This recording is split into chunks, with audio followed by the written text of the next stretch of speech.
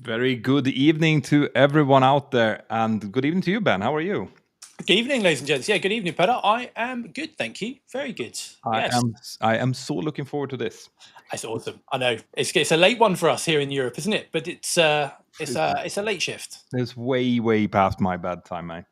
It's It, part of being an airline pilot, though. yeah. But like now that I'm setting my own roster, I work a lot more, but on the hours that I kind of choose myself. Yeah, I don't have that luxury. No, I have no, a that's roster. true. That's true. So while we are waiting for any or everyone to join, I hope there's going to be a lot of people here. What have you been up to today? Have you been flying? Yeah, no, today off. It's a day off today, so actually a bit of time at home. Got a little bit of leave actually now, so got some days off, which is nice. So going from real aircraft or real sim to home sim. No rest for the wicked. Awesome. Busman's holiday.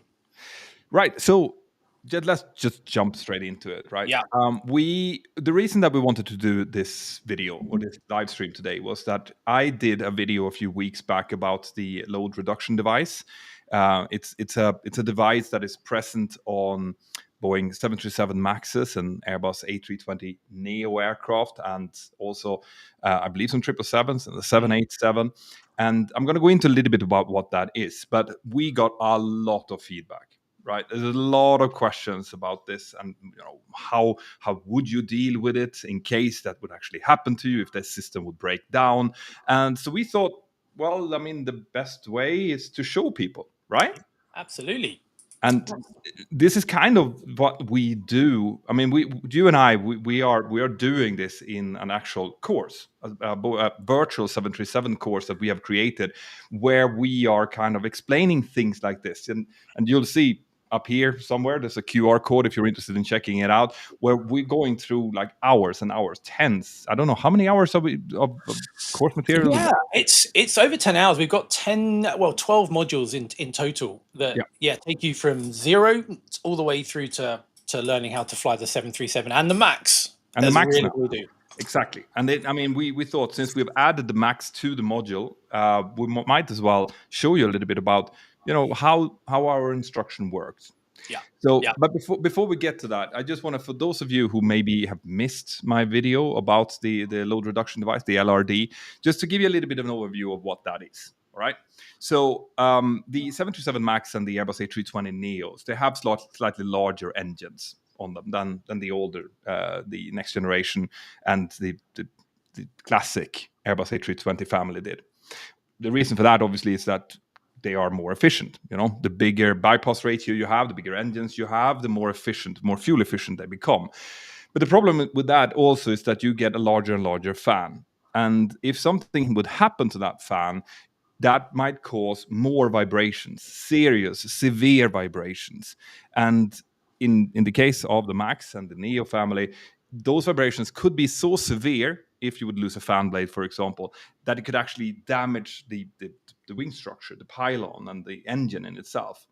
So the engineers that were building this engine, they thought, how do we solve this without having to add on loads and loads of material that makes the engine super heavy? And they thought out of a really smart system, which basically would allow the engine core, the drive shaft goes through the engine core, instead of that being fixed and vibrating crazy with a fan blade that's broken, it would allow that to move a little bit. So it turns out like little flower movement as it would be turning, and by doing that, it would reduce the vibrations a lot. Hence the load reduction device, LRD. Right. But what they didn't tell, well, what they didn't really put in our manuals, pilots' manuals, was that if that system would actually activate, so let's say you would have a bird strike, it would cause the system to activate. It would also open up the oil A sump, and it would dump loads and loads of engine oil into the hot part of the engine, into the core of the engine. And of course, that's where we take our bleed air for our air conditioning system. So we don't want any oil into the bleed air that we then breathe, right? And this was in itself, I mean, the engine shuts down, right? So it also, after a while, shuts down all of the PRSOV valves and stuff that allows this to come in. But the problem here was that specifically on the 737 MAX, there was a possibility of, before those valves would be closing down, that there would be enough oil entering into the system so that it would actually fill the cockpit with smoke. Yep. Very toxic smoke. Yep. So that's what I mean. Then there's been loads of discussions between what the FAA did and didn't do and so on, but that's the system, right? And in that video, I explained that if we would, for example, be taking off out of Salzburg, and which is a very complicated procedure that we're just about to show you. Well, if this would happen just in the moment of rotation, the pilots would have to basically take a very, very nasty choice. Like they would have to choose between putting the mask on or fly the aircraft, at least for the first couple of seconds. And we would say that that would be very complicated. And we're now about to show you why that is. We are, and it's something that we're now training more. Pilots are becoming more aware of this. There's more training involved in it. It's something that I'm training at work. So the awareness and the training involved with this is definitely moving as knowledge is being built over this. But I think, as you mentioned, it's the fact that the cockpit fills up with smoke so quickly. I think that's what shocked the Southwest crew, wasn't it? How quickly that it comes into the cockpit.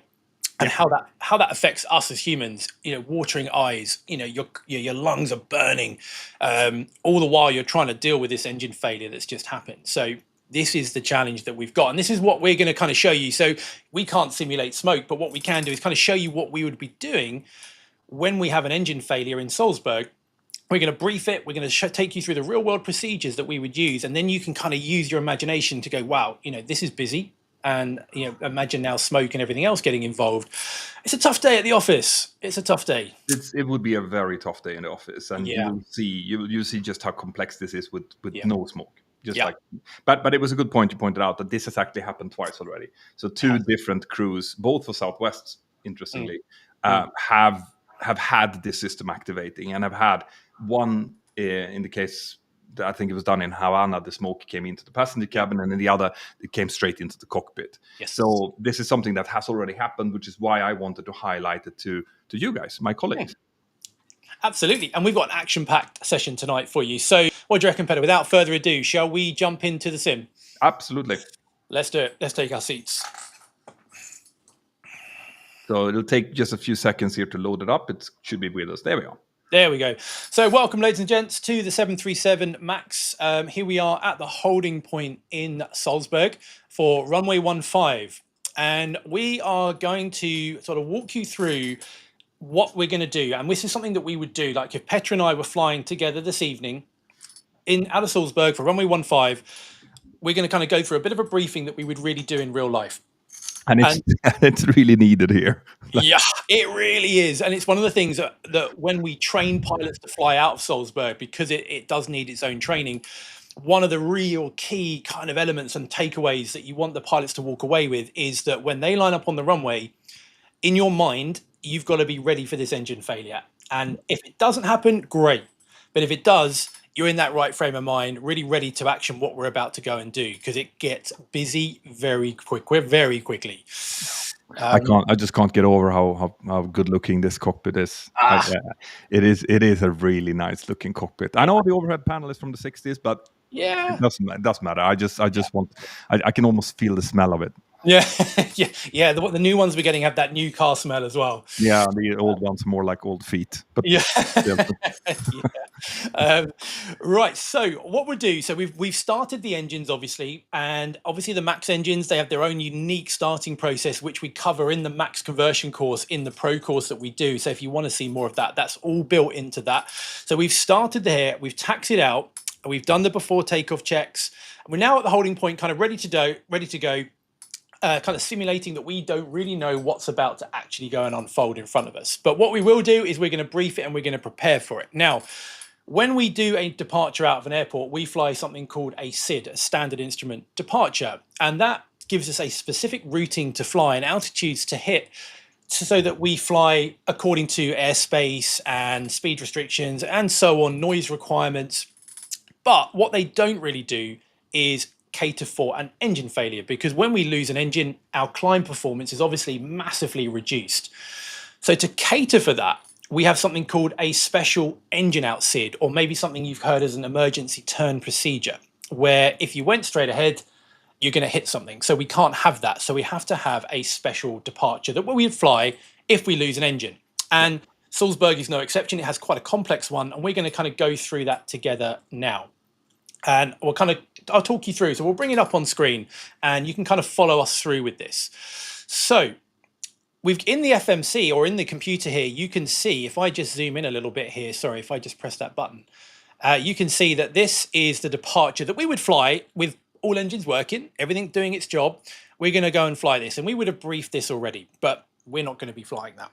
So what we do need to do is get ready to fly the engine out, Sid. And you can see on the screen there that if we lose an engine, we're going to climb straight ahead to a distance of 1.4 miles from something called the Oscar Echo Sierra, which is the beacon that's on the runway for the instrument landing system. And that data is shown right here on top of our DME on our primary flight display. So at the moment we're 0.2 miles away. When it gets to 1.4 miles, we would make a right turn about 15 degrees onto a track of 168. And then we're going to carry on that track until we get to 1.9 miles.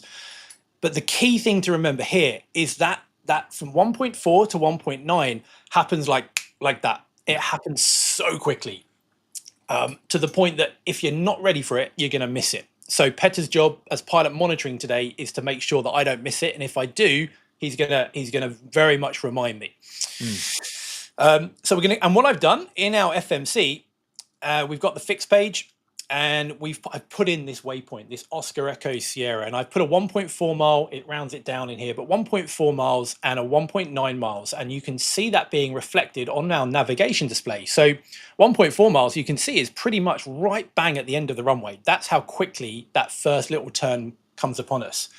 And then we're only going to fly out to this point before we make a left turn, and we're going to route all the way around with a maximum speed of 157 knots.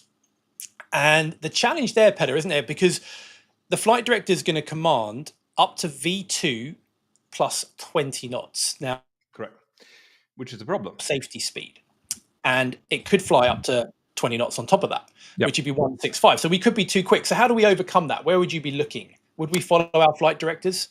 Well, potentially not. It depends on when the engine failure happens. So if the engine failure happens below V2, then we could potentially follow it. But most of the time, that would happen possibly just after we've rotated.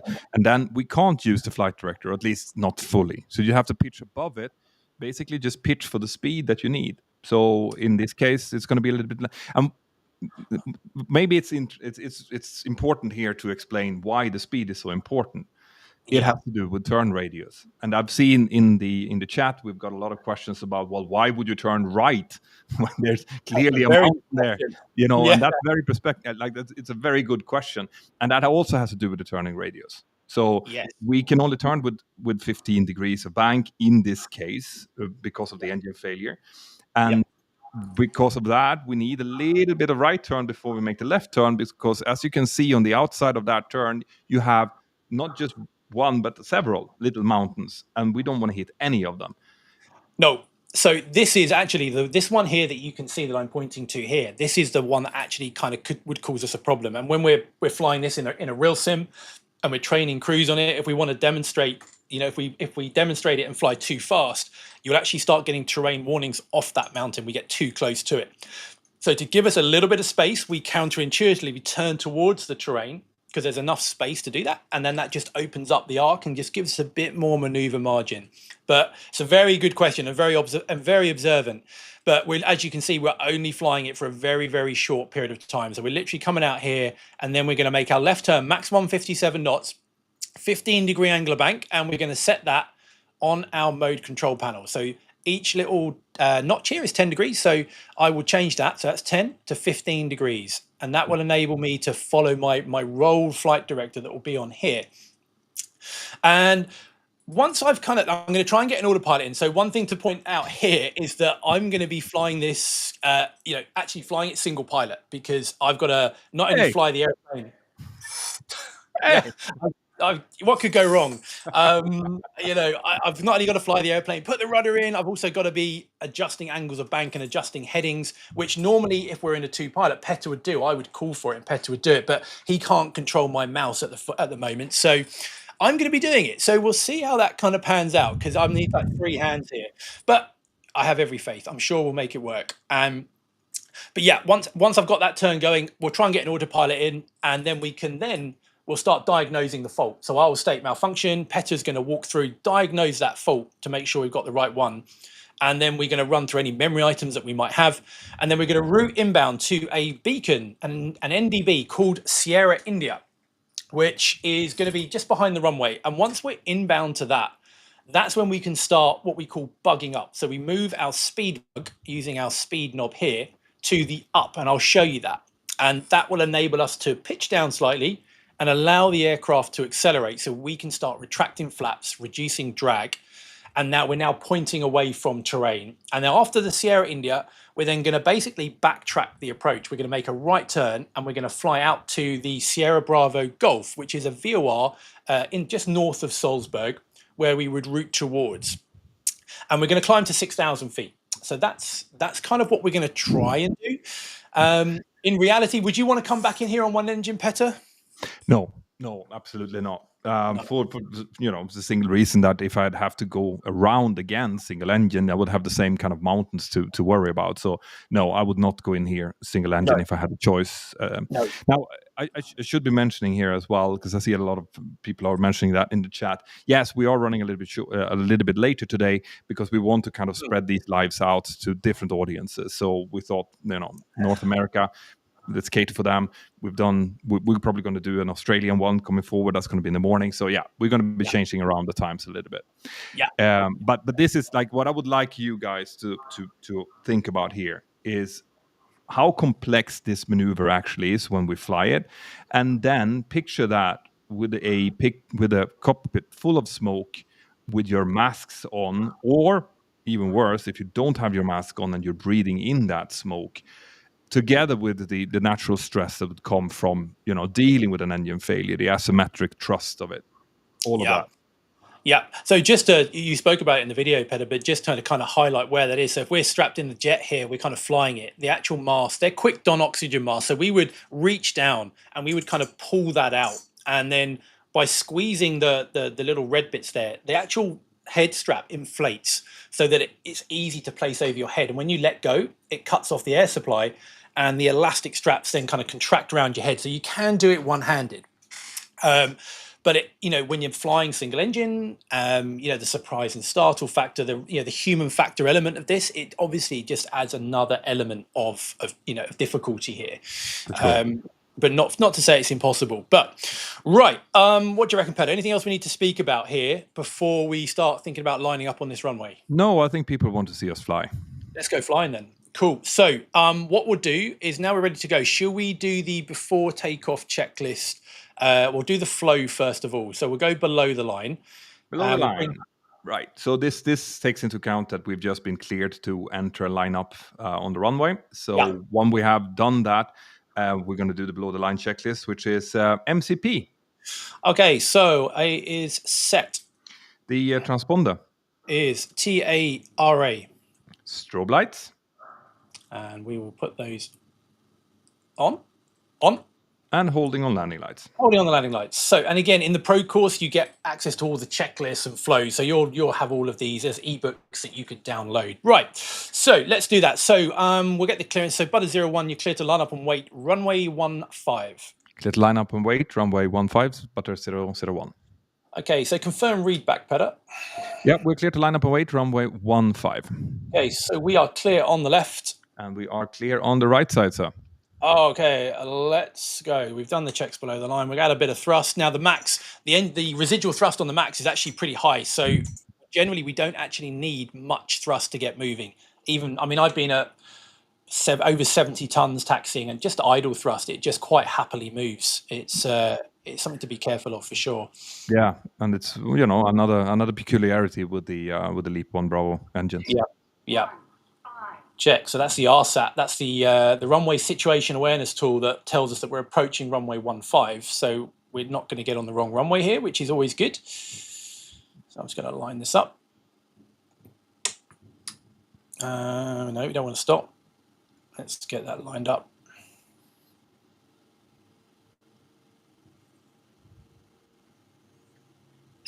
You're still clear on the right side. Thank you.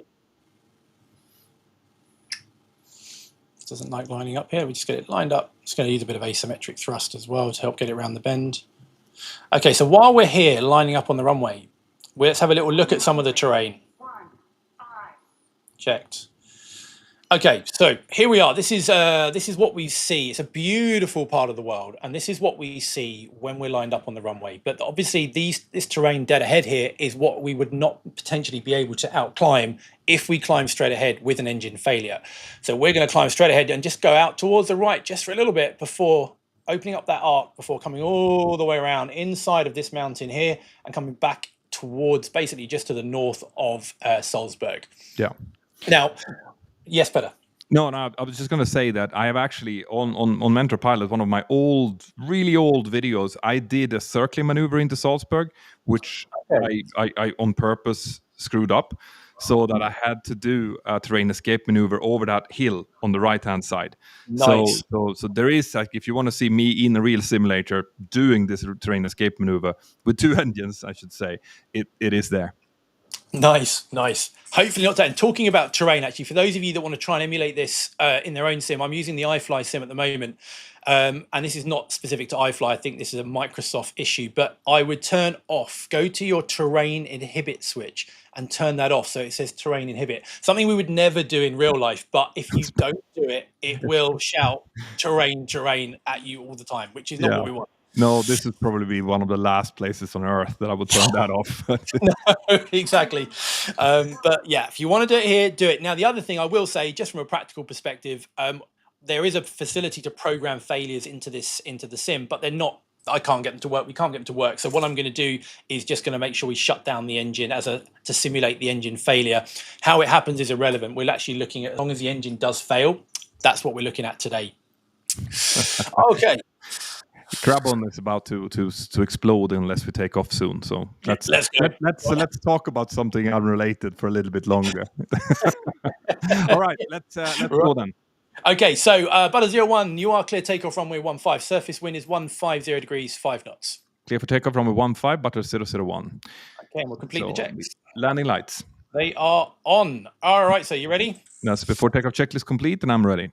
All right, let's go. So hit the stopwatch. What could possibly go wrong? So here we go. I'm going to set 40% thrust to start with. Just going to bring that back a little bit. And stabilized. All right. So, and set takeoff thrust. Perfect.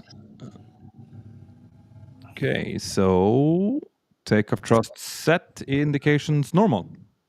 Good. So I'm just checking the instruments now. I'm looking left and right to make sure the airspeed's accelerating properly. Engines are good, keeping the center line. 80 knots. Checked.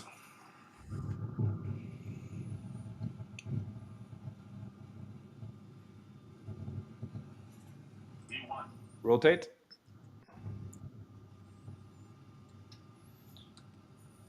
Okay, so we're climbing along. Suddenly, flock of birds simulates this. Okay. So we've got master caution ELEC, and we've got an engine failure. Good. So I'm now looking to kind of keep the center line, and I'm looking to that first ring, which we're just coming up to now on my nav to space. So I'm going to make a gentle right turn onto a track of 168 until it says 1.9 miles. So 1.8 and 1.9. Round we go. Thank you. Bank 15 degrees. Now you can see my speed is a little bit quick now. So I'm going to pitch up. And I'm going to squeeze a bit more rudder. Cool. I would be cancelling that master caution, but I can't here, unfortunately. Yep, there we go. Thank you. And then keep turning around 15 degrees of bank and 150. That's good on the speed. A little bit low so I'm just going to trim it. So the nose just needs a bit of nose trim on there. I think the rudder feels pretty good. So what I'm going to do is try and get an autopilot in here now. Let's see how that works. I'm just going to get that turn coming all the way around. This is where I need 3 hands at 15 degrees of bank. Yeah. So here, obviously, we're turning away from the main terrain, but we still have a lot of terrain on our left-hand side here. So it's important to keep the turn going and to keep those 15 degrees of bank and the speed. If the speed goes too high, the turning radius will be too wide and will be too close to the terrain. Yeah.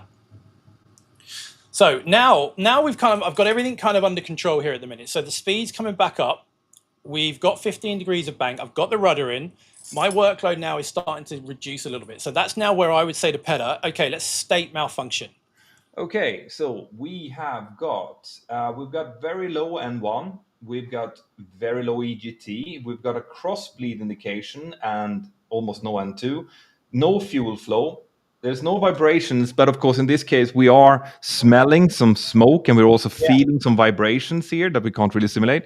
And then I will go down to the fire panel and I will have a look to see if it doesn't seem like any of the fire handles is illuminated and there's no overheat warning either. So with the vibrations and the smoke, I would say that we have an engine severe damage on engine number 2. I would agree. So at that point now, I would call engine fire severe damage or separation memory items. Engine fire severe damage to separation memory items. So auto throttle, if engaged, disengage. Okay, so that's going to disengaged. Disengage, thank you. Thrust lever on engine number 2, confirm, close. Good.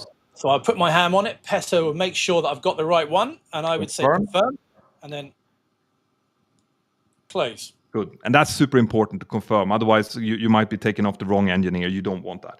So the next is engine start lever. Engine number 2, confirm, cut off. So confirm, and that's cut off. Cut off. Engine fire warning switch. Engine number 2, confirm, pull. So we would override and we would pull that. It doesn't come up in this, but we would pull that up, and that isolates your hydraulics, your pneumatics, and everything else. So the engine is then secure. So that's pulled. And since there's no fire indicated, that's the end of the memory items. Good. So what I'd do, Peder, if I could have Sierra India on top, please, now. Okay, so we got Sierra India on top on the legs page here. We check the navigation display. Does it look okay? Yeah, execute, please. Execute. LNAV available. All right, so I'm going to press LNAV, make sure I have LNAV up here. And now we're inbound. Let's just get Sierra Bravo Golf after that, because that's going to happen pretty quickly. Good. So we'll take the top one. That's the closest VOR. So does that make sense? You happy? Yeah, execute, please. Execute. That's LNAV available. Okay, so now we're inbound. We're above our MFRA of 3110, which is our minimum flap retraction altitude. Let's now accelerate. So I'll call bug up. And you can see, that means that I will be moving the speed up to the up bug. That's what says up on the speed tape, which is on the left side. And that means that is our safe, clean speed. So this will cause the aircraft to lower the nose and start accelerating so that we can retract the flaps. Good. And once we're above this white bug, which is our V2 plus 15 bug, and we're accelerating, we can retract to the next flap, which in this case is 1. So I'll call flap 1, please. Speed checks, flaps 1. Now, we've reached 5 minutes, Peder. So we've got a limit of takeoff thrust of 5 minutes, at which point we need to go to our maximum continuous thrust. So I'm just going to call for flaps up first of all. Okay, so it's above the it's above the 1 bug. So speed checks, flaps up. Okay, and if you could just set max, using reserve fuel, disregard. So if we go to max continuous, so we press the N1 limit. And what you're going to see here, you can see that this is where it's commanded at the moment. If I change it to continuous, it brings it back up. So we've now set that. The little green carrot is going up to whatever we've set there. Max continuous is as the name suggests, the thrust that we can keep this engine on basically as long as we have fuel. So we will just continue and we'll set that. And interestingly enough, I don't know if you see it here, but you see that the flaps are still retracting. It's taking a long time. And the reason for that is because it's the number 2 engine that's failed. And that means that the hydraulic B system that is driving the flaps, it's now only got the electric pump driving the flaps, which is much, much slower. So that's why it's taking so much time. Yeah. So and exactly right. So now that's flaps are up there. That's flaps up, no light. Good. And what you can see here is I've reduced the thrust now manually to about 70% N1. And you can see the aircraft is struggling to keep wings level here. And that's because I need to adjust my rudder. So I'm going to take some left rudder off now. And what we're aiming for in the primary, they call it the primary, but the Boeing's primary rudder trim technique, is we're looking for our ailerons to be neutral. And you can see here that neutral is at 0. And we've got 2 units. So the aircraft, to keep the wings level, the aircraft is having to put aileron in because there's too much rudder at the moment. So once we've come back onto our heading, And in fact, I wouldn't. We said we're not going to go off to Salzburg. We'd actually end up going off to, say, Munich, somewhere out there. So I'm going to go for a heading select out there, which was our plan if we lost an engine. And now we're here at 6,000 feet. The speed's under control. We've secured our engine. We're above. You can see now we're pointing away from the terrain. It's nice and flat out here. We've managed to kind of get airborne, get ourselves safely away from the terrain, and now get pointing to a suitable alternate. The weather out here is beautiful this evening. We're going to start turning towards Munich, which we would decide actually is a very sensible place to go. It's got two very, very long runways and is a nice place to go if you do have any engine problems. And we go back to 25 degrees of bank. And I got an excellent question here on the chat, which was that, well, when are you guys going to call Mayday? Is that ever going to happen? And this is a great example, actually, where we aviate, navigate, communicate. You do that in that order. So what we have to do in the beginning is just fly the aircraft, do the emergency checklist, secure the aircraft. Now, once we are, sure that we are navigating correctly, and now we actually have a plan, this is also where we would come in and give a Mayday call. Yeah, because I mean, obviously we've done a lot of talking around this, and that would have been a Mayday call in there. But I think and as you call a Mayday, you generally can get drawn into a conversation. They'll want to know what your plans are, and so you've got to be in a position where you're ready to do this without compromising what you're going to be flying, or navigating. So now here we are, 6,000 feet, speed's under control.